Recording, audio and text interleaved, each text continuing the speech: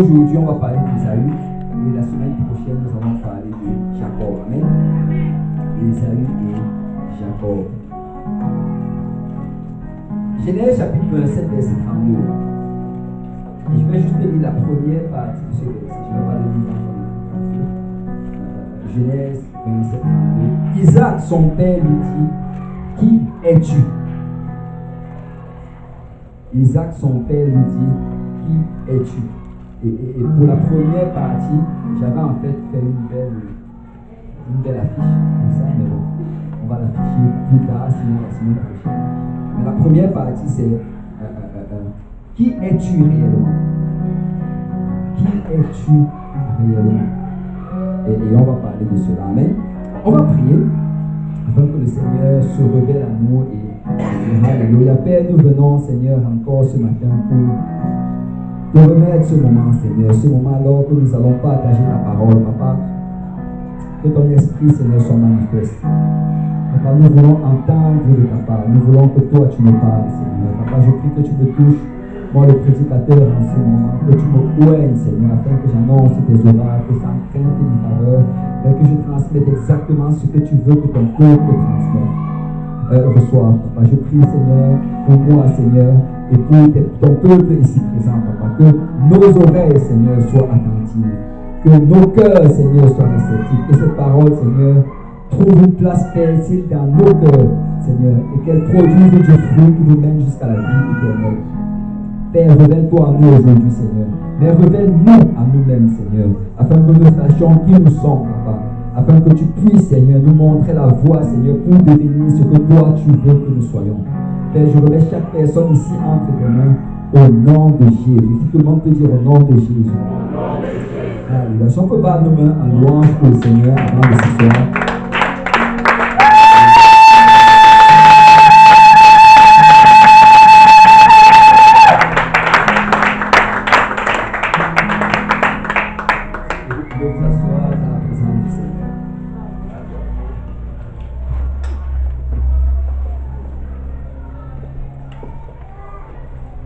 Qui es-tu réellement?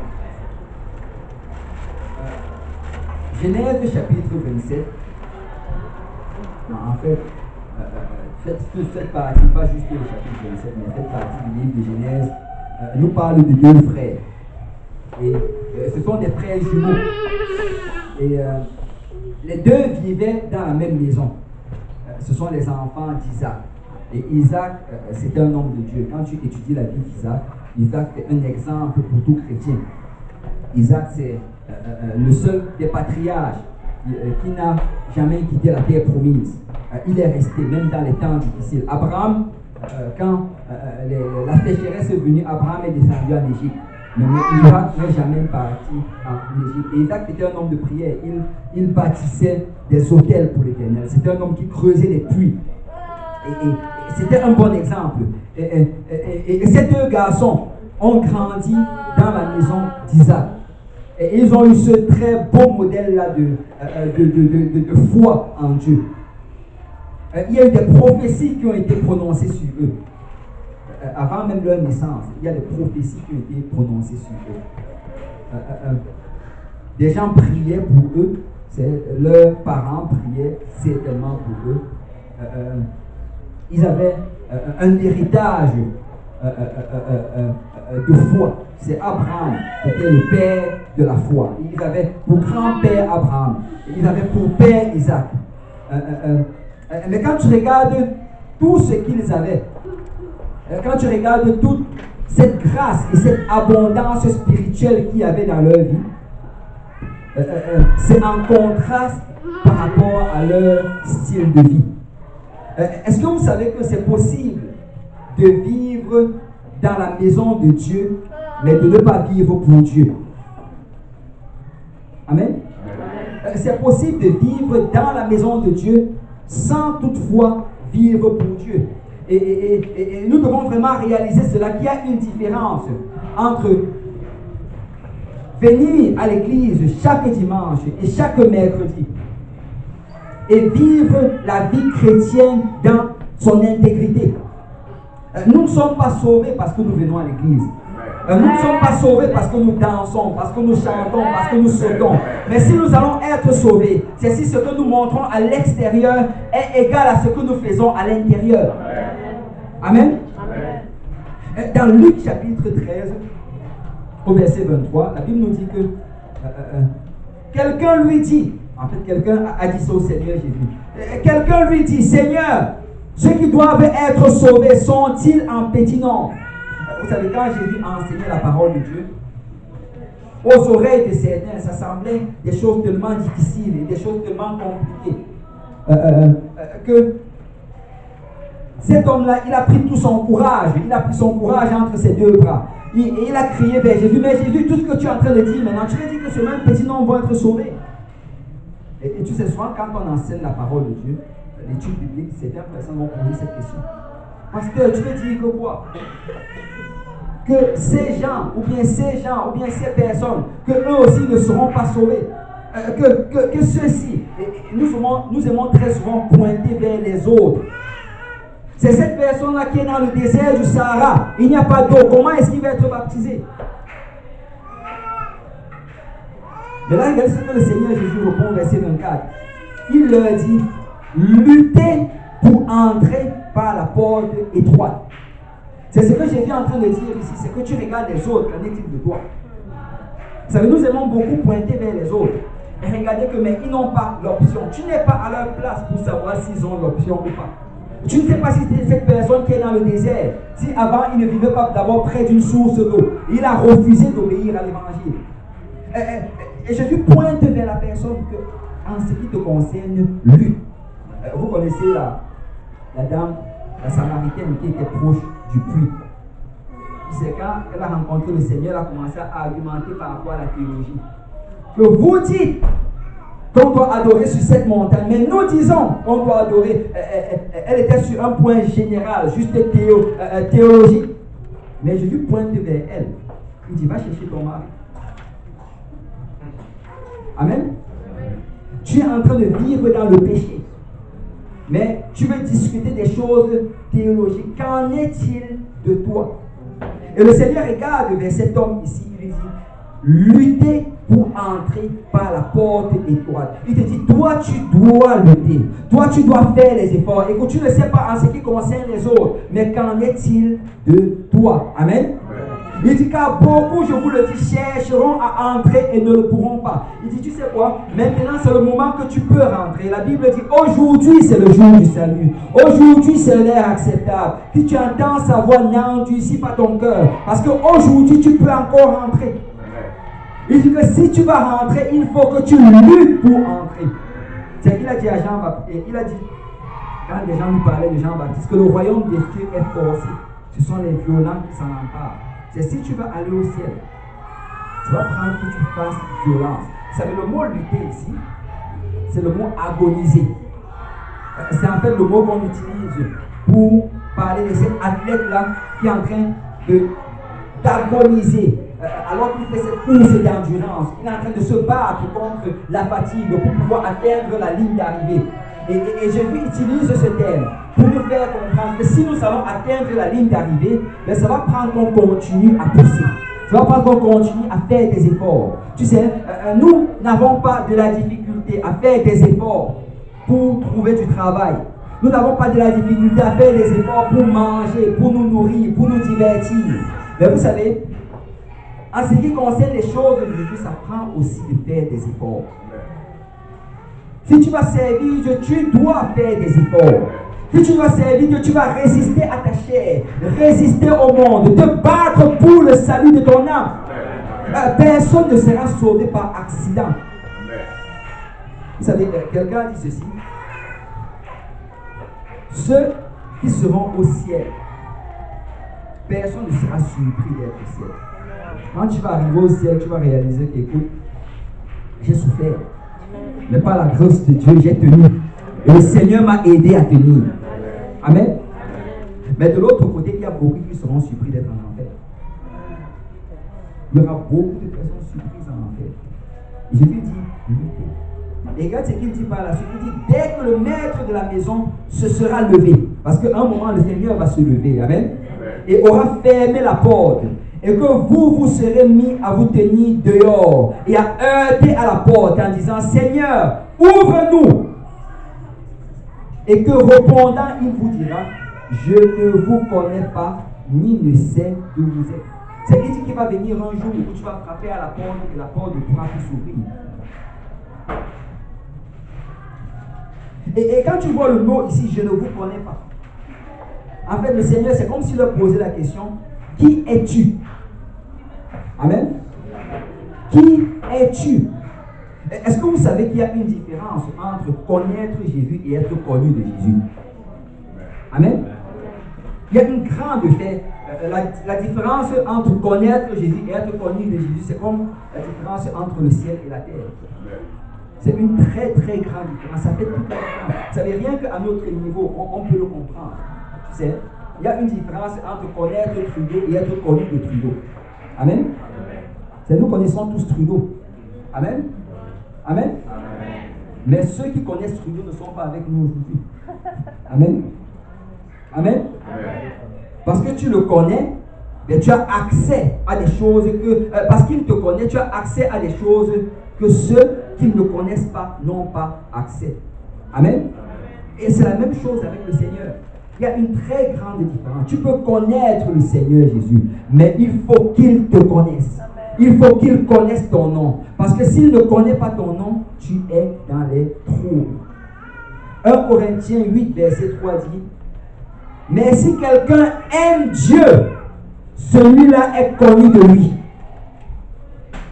Ce n'est pas si quelqu'un danse pour Dieu, si quelqu'un chante pour Dieu, ou bien si quelqu'un vient à l'église pour Dieu. Non, non, non. C'est si quelqu'un aime Dieu, il est connu de lui. Et je sais, on va me dire, oh oui, moi j'aime Dieu. Mais je ne crois pas qu'on parle du même amour. Parce que la Bible a une définition de ce qui c'est que d'aimer Dieu. Regardez 1 Jean chapitre 5 verset 3. Car l'amour de Dieu consiste à garder ses commandements. Tu sais, ceux qui sont connus de Dieu, c'est ceux-là qui gardent les commandements de Dieu.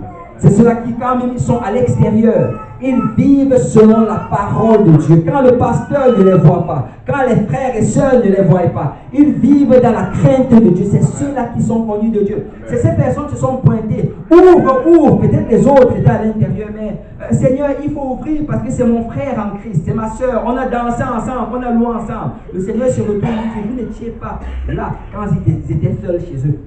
Moi, j'étais là. Et je ne les connais pas. Vous savez, tu peux impressionner toute l'église sans impressionner Dieu. Mais à la fin, c'est Dieu qui aura le dernier mot. Amen. Amen. Wow, là, ça devient calme, là, on parle des vraies choses.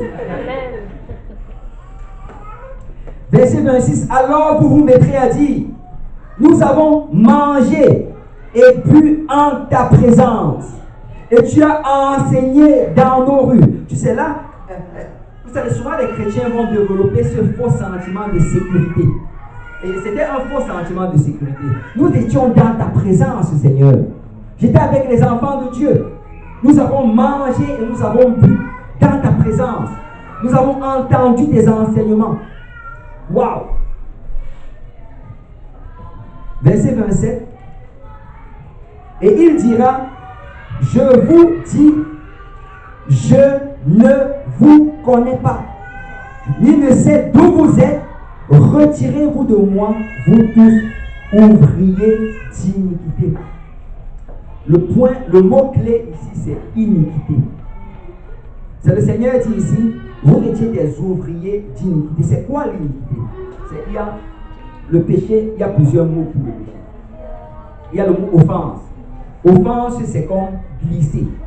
Tu sais, si tu te promènes pendant un jour de sludge, il y a la boue et la neige à l'extérieur, et que là, tu es habillé en blanc, et qu'une voiture passe juste à côté de toi en vitesse, et que ça t'éclabousse, et que tout ton habit se salit.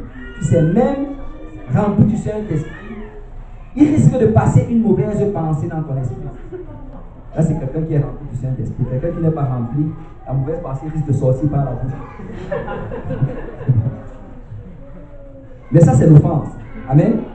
c'est l'offense. Et dès que ça glisse, tu demandes pardon au Seigneur. Amen.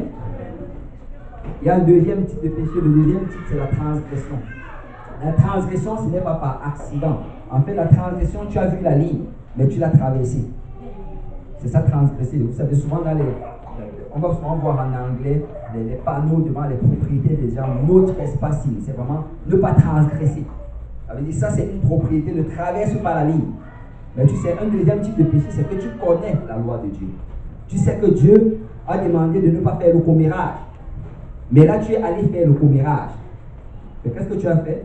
Tu as traversé. Tu n'es pas tombé. Souvent, on aime utiliser le terme « je suis tombé dans le péché ». Tomber, c'est par accident. Ce n'est pas comme si tu marchais en route, il y avait un trou de commérage, et après, tu es tombé dans le trou de commérage. Non, non, non. Tu as pris le téléphone, tu as appelé ton partenaire de commérage, et tu as parlé de quelqu'un d'autre. Ça, c'est une transgression. Et tu sais, la transgression, si tu es sincère dans ta repentance, le Seigneur pardonne la transgression. Le troisième type maintenant, c'est l'iniquité. Et c'est ça le pire. L'iniquité, c'est quoi? C'est quand tu transgresses, mais après avoir transgressé, même quand tu as la conviction du péché, que tu sais que tu as péché, tu ne veux pas aller de l'autre côté, tu restes dans le lieu de la transgression. Et tu commences à justifier ton péché et à raisonner ton péché, à te convaincre que ce n'est pas un si mauvais péché que cela, ou bien ce n'est même pas un péché. Et quand tu es dans cet endroit-là, c'est un endroit irrécupérable. Parce que la Bible dit que ce sont vos iniquités qui créent une séparation entre vous et votre Dieu. En fait, dès le moment que tu restes de l'autre côté, Dieu ne peut rien faire pour toi. Le seul moyen pour qu'il puisse agir dans ta vie, c'est que tu dois revenir de l'autre côté. Amen. Et Jésus dit ici, ce sont vos, il dit, ouvriers d'iniquité. Vous étiez ces travailleurs là dans l'iniquité. Vous aviez l'habitude de rester dans l'iniquité. Vous avez l'habitude que le prédicateur va prêcher par rapport à quelque chose. Et vous avez entendu la prédication du prédicateur. Mais vous décidez de ne pas changer. Bon, là, ça devient très sérieux. Vous connaissiez la parole de Dieu. Vous saviez, on a parlé de cela, mais vous avez raisonné vous-même que ce n'est pas si grave. Dans tous les cas, les autres églises le font. Vous savez, on n'est pas jugé par rapport à ce que les autres églises font. On est jugé selon la parole de Dieu. Est-ce que la parole de Dieu dit que c'est oui ou bien est-ce que c'est non? Et le Seigneur dit, peut-être les autres ne l'ont pas vu. Peut-être toute l'église ne l'a pas vu. Mais moi, je l'ai vu. Amen. Il dit au verset 28, là seront les pleurs et les grincements des dents. Quand vous verrez Abraham, Isaac et Jacob et tous les prophètes dans le royaume de Dieu, mais vous, jetez dehors. Ça ne sonne pas comme le paradis. Amen. Mais quand tu regardes ce passage, en fait, tu réalises que là, je vais sauter au verset 34. Après avoir fait cela, Jésus fait quelque chose. Regardez, le verset 34, il dit, Jérusalem, Jérusalem, qui tue les prophètes et qui lapide ceux qui te sont envoyés. Combien de fois ai-je voulu rassembler tes enfants comme une poule qui rassemble sa couvée sous ses ailes, et vous ne l'avez pas voulu. C'est qu'est-ce que Jésus fait ici? Il pleure sur Jérusalem. Et je veux vous dire vraiment que Jésus pleure sur nous. Vous savez, ce n'est pas la volonté de Dieu que quelqu'un périsse. Ce n'est pas la volonté de Dieu que quelqu'un se trouve en enfer. En fait, l'enfer a été créé pour le diable et les anges qui se sont rebellés. Ce n'était pas pour les enfants de Dieu. Il nous a créés pour passer l'éternité dans la réjouissance avec nous. Mais si quelqu'un va de l'autre côté, c'est parce qu'il a décidé de ne pas servir le Seigneur. C'est qu'il dit Jérusalem, Jérusalem, qui tue les prophètes. C'est quoi tuer les prophètes? Éteindre la voix du prédicateur, éteindre la voix de l'enseignant. Tu as entendu la parole, mais tu t'es raisonné hors